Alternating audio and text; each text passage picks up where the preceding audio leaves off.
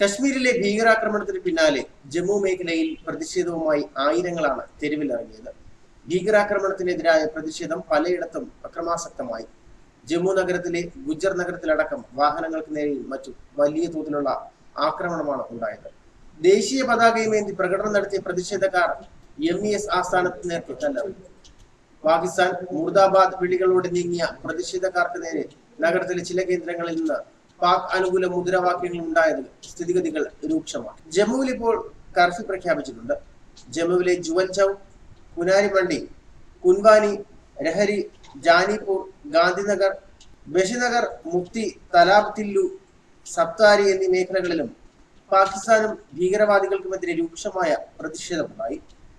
Jammu bar അസോസിയേഷന്റെ നേതൃത്വത്തിൽ കോടതികൾ ബഹിഷ്കരിച്ച് ആയിരക്കണക്കിന് അഭിഭാഷകർ തെരുവിലിറങ്ങി. വിശ്വ ഹിന്ദു പരിഷത്തും കശ്മീരി പണ്ഡിറ്റ് അസോസിയേഷനുകളും മൈഗ്രന്റ് കോർഡിനേഷൻ കമ്മിറ്റിയും പ്രതിഷേധങ്ങൾ സംഘടിപ്പിച്ചു. ജമ്മു മൊത്തത്തിൽ പ്രതിഷേധത്താൽ കത്തുകയാണെന്ന് പറയാം. അതേസമയം സേനയും ജമ്മുവിൽ സുരക്ഷ ശക്തമാക്കിയിട്ടുണ്ട്. പുൽവാമയിൽ ജയ്ഷ് ഭീകരർ നടത്തിയ ആക്രമണത്തിന്റെ പശ്ചാത്തലത്തിൽ കശ്മീരിലെ സുരക്ഷാ സംവിധാനങ്ങളും ഭീകരരുടെ തന്ത്രങ്ങളും വിശദമായി സുരക്ഷാ സേന വിലയിരുത്തി.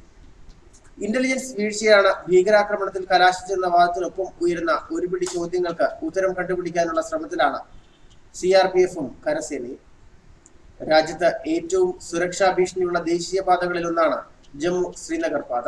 2547 CRPF ജവാന്മാരെ 78 വാഹനങ്ങളിൽ അതുവഴി കൊണ്ടുപോയപ്പോൾ പാലിക്കേണ്ടിയിരുന്ന സുരക്ഷാ മുൻകരുതലുകൾ സ്വീകരിച്ചിരുന്നോ എന്ന ചോദ്യം പ്രസക്തമാവുകയാണ്. സ്ഫോടക വസ്തു നിറച്ച വാഹനം CRPF ബസിനെ ഇടിക്കാൻ സാധിച്ചത് ഗുരുതര സുരക്ഷാ വീഴ്ചയിലേക്കാണ് വിരൽ ചൂണ്ടുന്നത്. മുന്നിലും പിന്നിലുമായി ഏതാനും കിലോമീറ്ററുകൾ ഒഴിച്ചിട്ട് കനത്ത സുരക്ഷാ വലയത്തിലാണ് സേനാ വാഹന വ്യൂഹം പതിവായി നീങ്ങുന്നത്. മറ്റു വാഹനങ്ങൾ പൂർണ്ണമായും ഒഴിച്ചു നിർത്തിയ ശേഷം സുരക്ഷാ അകമ്പടിയോടെ നീങ്ങുന്ന സേനാ വ്യൂഹത്തിന് നേർക്ക് ഇടിച്ചു കയറ്റാൻ ഭീകർക്ക് എളുപ്പം കഴിയുകയില്ല. ദേശീയപാതയിൽ വിവിധയിടങ്ങളിലുള്ള ഇടറോഡുകളിലൂടെ ഭീകരരുടെ വാഹനം അപ്രതീക്ഷിതമായി എത്തിയതാകാമെന്നാണ് നിഗമനം. മഞ്ഞുവീഴ്ച മൂലം കഴിഞ്ഞ ദിവസങ്ങളിൽ അടഞ്ഞുകിടന്ന പാത തുറന്നപ്പോഴുണ്ടായ വാഹനങ്ങളുടെ അമിത തിരക്കും ഭീകരർ മുതലെടുത്തു. സേനാവ്യൂഹത്തിന് നേർക്ക് വെടിവയ്പ് നടന്ന സാഹചര്യത്തിൽ വാഹനത്തിൽ ആദിൽ അഹമ്മദിന് പുറമെ മറ്റൊരാൾ കൂടി ഉണ്ടായിരിക്കും എന്നും സേനാവൃത്തങ്ങൾ ചൂണ്ടിക്കാട്ടി. സേനാംഗങ്ങളുടെ നീക്കം സംബന്ധിച്ച വിവരം ഭീകരർ മുൻകൂട്ടി അറിയിച്ചിരുന്നോ എന്നതും പരിശോധിക്കുന്നുണ്ട്. ആദിലിന് ഇത്രയധികം സ്ഫോടക വസ്തുക്കൾ എവിടെ നിന്ന് ലഭിച്ചുവെന്ന് ഇനിയും ഉത്തരം ലഭിച്ചിട്ടില്ല.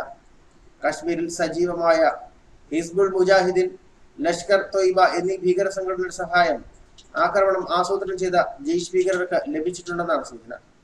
ആക്രമണത്തിന് ഉപയോഗിച്ചു എന്ന് കരുതപ്പെടുന്ന 350 കിലോ സ്ഫോടക വസ്തു തദ്ദേശീയമായി ഉണ്ടാക്കിയതാണെന്നും സേന വിലയിരുത്തുന്നുണ്ട്. ക്വാറികളിൽ ഉപയോഗിക്കുന്ന വസ്തുക്കളും സ്ഫോടനത്തിന് ഉപയോഗിച്ചു. വനമേഖലയിലുള്ള ഭീകരരുടെ ഒളിത്താവളങ്ങൾ, ഭീകരരെ പിന്തുണയ്ക്കുന്നവരുടെ വീടുകൾ എന്നിവയിലടക്കം ഒളിപ്പിച്ചതെന്നും സേന വിലയിരുത്തുന്നു.